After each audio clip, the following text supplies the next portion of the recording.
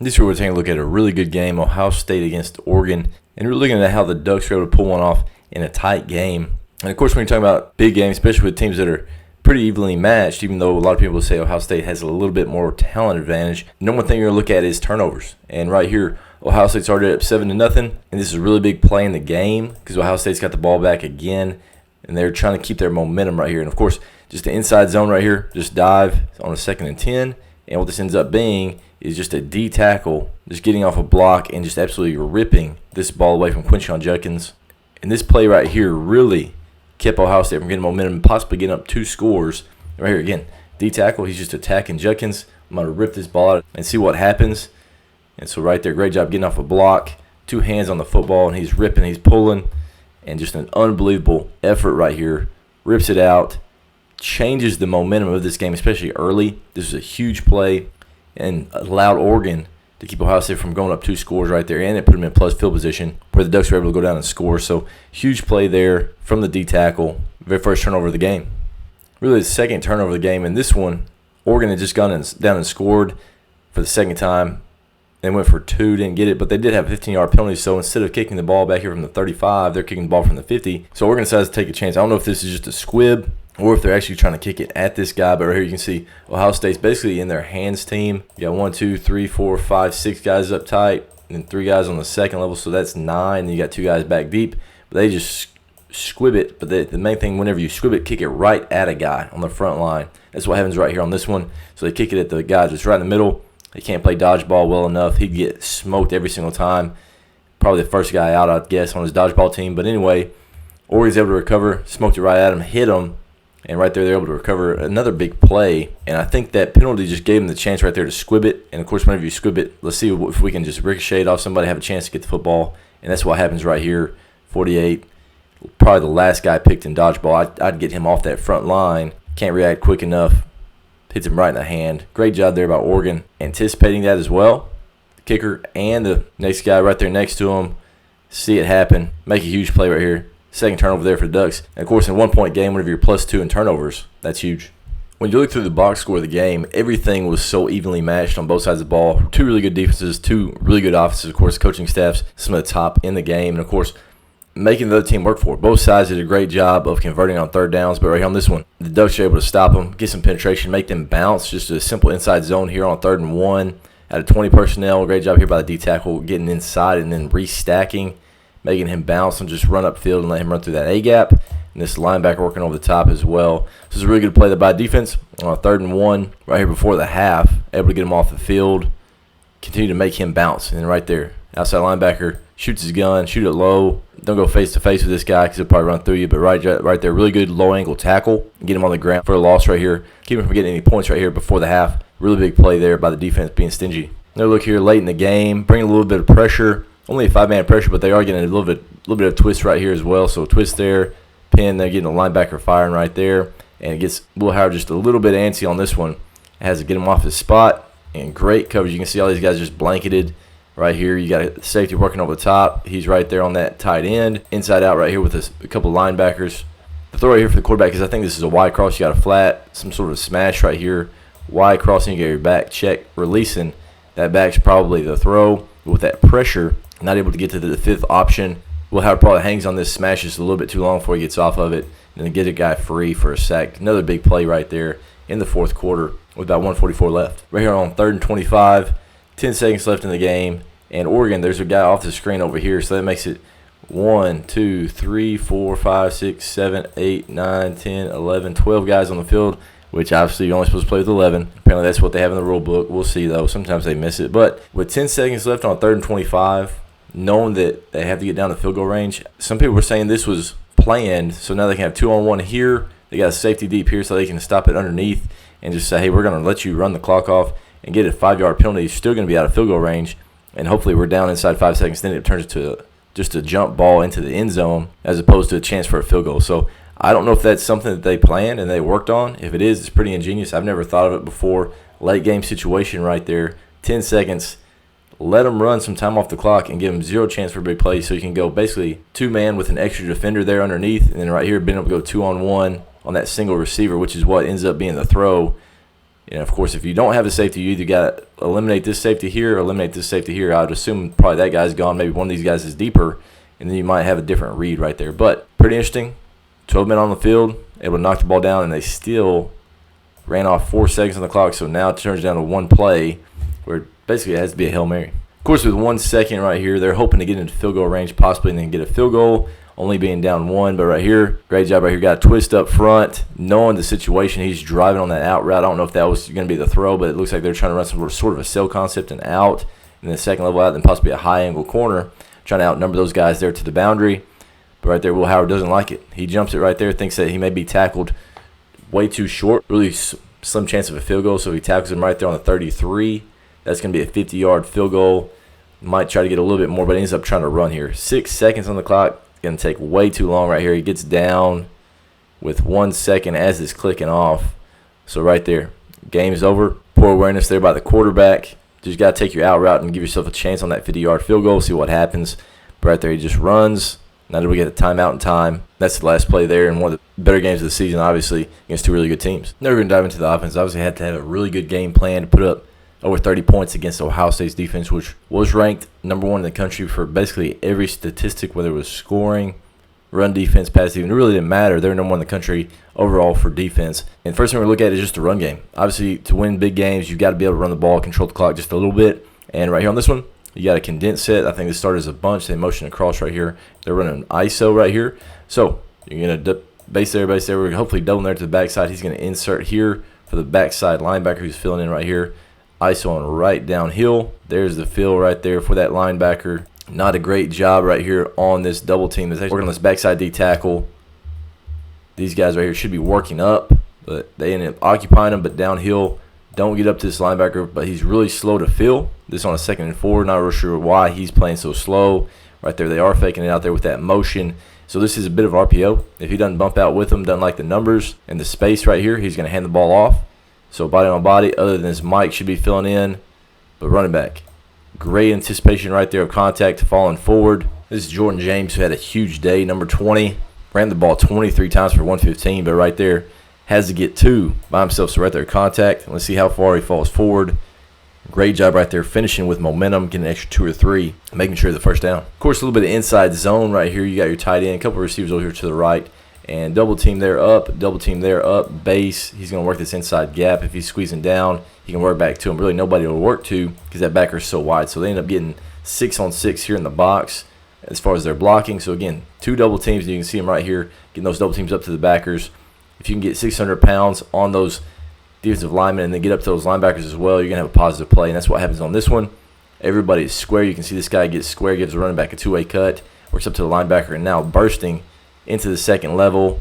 There's the safeties trying to converge late. No chance right there to stop him because he's playing with momentum right here. They're able to block both linebackers. So right there playing with momentum, trying to split the safeties, outruns 1. 2nd guy's able to get him on the ground, but not after a big explosive play there, just on inside zone with that tight end set 6 on 6 in the box. Another look here, a little bit different from the defense here. Inside zone, still got a tight end. They're only in 2-by-2 set. Now they motion a guy here. Right here on this one, instead of blocking down, he ends up arcing out here for this outside linebacker. There's your read, 44. That's JTT. Absolute dog right there. And, of course, he's just flying there playing fast. Tackles the running back. Great read here by Dylan Gabriel. He's got a chance to throw the ball out here. This is a flat route. If he doesn't go with him, if this outside linebacker doesn't go with the tight end, he's just going to throw it to him. But instead, he's got to run with him now. Gabriel's rolling. Safety's filling in late. This is on a 3rd and 2. It's going to be a first down, but now, Dylan Gabriel, being the guy he is, makes the guy miss. These guys out here are absolutely getting after these DBs. And he makes a safety miss, corner miss, and right there, finishes in the end zone for a huge play. Getting him back up in this game. So I thought this was an amazing call. Great job right there, just inside zone. Instead of having to block anybody, he just goes to the flats. He's got to go with them. So you can block somebody without even having to really have a chance for a hold or a chance for him to get off. He's got to chase and play man-to-man. And then Dylan Gabriel does the rest right there after JTT just flies in there, tackles the running back. Another huge play there for the Ducks. Now look at some outside zone earlier in the game. And right here, same concept as far as who you're blocking for inside zone. But right there, our aiming points are different. They get 2 guys out. And right here you can see this backside guard get all the way to that nose. Anytime you can get a backside guard on a front side lineman, that's going to be huge. And you got this guy that motion back to backfield. He's going there just to take some eyes and slow people down. But right here, You got two linemen that are getting all the way up to the second level. Anytime you have that, it's going to be a positive play. Even though they can't get this linebacker blocked, Jordan James is able to outrun that guy, make him miss. Turns into an explosive play there on the outside zone. Great job out there by the backside guard getting there, getting enough of that nose to keep him from getting in on the play as well. But having to still make that linebacker miss, turns into an explosive play, gets inside the red zone on the Ducks' first scoring drive. A little bit of motion here from the back. I think they started to empty the motion across right here. It's just a bit of a pin and pull, so you're going to base right there, block down. Center ends up pulling around for the only linebacker in the box. Everybody else was zoning here up front. You can still read this backside see. He's just going to sit. You got a bubble to make sure it's 3-on-3 outside. So numbers are right. And then right here as well, outside receiver. This is Evan Stewart. Had a great night, and then also comes in and is making a big play here as far as a block and his angle, making the safety go over the top. Again, pin and pull. Now this corner's the guy that's going to have to make the play right there, playing fast, getting a first down. Anytime you get around 10 yards right there in the red zone, this is a huge play, and this is just a quick pin and pull, getting downhill. Good job there by the receiver, understand what's going on as well. Love for him to get a little bit more of this safety so that now you're one-on-one with that corner as opposed to having both corner and safety free here. But he did create a little bit of a space, making him go over the top. But great design. Pin and pull there for Oregon Ducks. Easy first down, 2nd and 8. Get him down inside the red zone. First and goal right here, and the first touchdown for the Ducks. Motion across right here, getting some big bodies. Just running power without having to pull anybody. They even arc this tight end. So this puller can be the guy that kicks. And the second fullback right there, we're leading. But again, Jordan James, something's not there. He's a heck of a ball player. He sees a little bit of a crease. Hey, it's going to be a dirty run. I've got to find a way. Still an unblocked linebacker. Works his way into the end zone right there. Really good play. And individual effort there by Jordan James. Run through a linebacker. Finishing in the end zone. Not having to snap the ball again because you never know what's going to happen. If you got a chance to score, let's do it. Don't make it snap the ball again. And right there, just the effort and the strength there by Jordan James finishes that drive in the end zone on a drive and kind of a sequence of plays that really shifted momentum in this game. Last run we're going to look at right here. Motion their tight end in. He blocks down, pull the tackle, and just running a little bit of a truck right here, and they toss it out there to him. So really good job here by this tight end, blocking him down, getting into that gap. Whoever shows up, it looks like a bit of a pinch here from this end, but then this linebacker is the guy that he ends up pinning, and then this tackle. It's going to be a quick kick. That guy's getting out wide. Great job catching the football on this quick toss and then getting downhill. So that's not the easiest thing in the world to do. Catch the football and then know that I've got to get downhill right now. And there's your alley. There's the kick from the tackle that pulled. And really good job here by the receiver as well, being physical. Can't really see the number. I'm not sure who that is right there. But, again, great run, great design. Pinning with that tight end that motioned in. Ended up being a linebacker kick. And that quick kick happened pretty quick. And then getting downhill, better player. This is on a 3rd and 6, so this is a huge play. Still down 2, but on 3rd and 6, these guys are able to get this first down. Just a simple truck. Good confident call right there in your run game there by Will Stein. It was a huge drive. Took a look at the run game, and of course, really efficient there, and then also really efficient in the passing game as well.